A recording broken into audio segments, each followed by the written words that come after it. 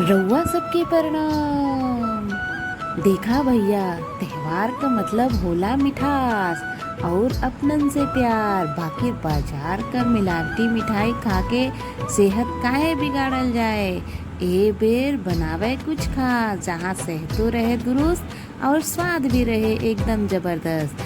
काजू का ताकत, नारियल का सोंधी खुशबू और खजूर का कुदरती मिठास जब तीनों मिलेला तो हर त्योहार का हो जाला सुपर हिट। एकरा के बनावब भी बहुत आसान हो। खजूर के मिक्सी में पीस ली, कढ़ाई में थोड़ा घी डाल के काजू और नारियल के हल्का भून के सब सामग्री एक में मिला दी।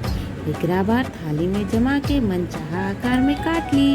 एकर खुशबू पूरा घर में महक जाई और जे खाई ओकर मन भी गदगद हो जाई।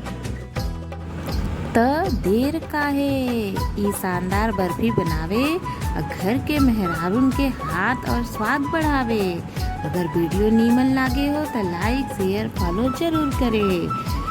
फिर मिलब नया रेसिपी के संगे, तब तक हर हर महादेव।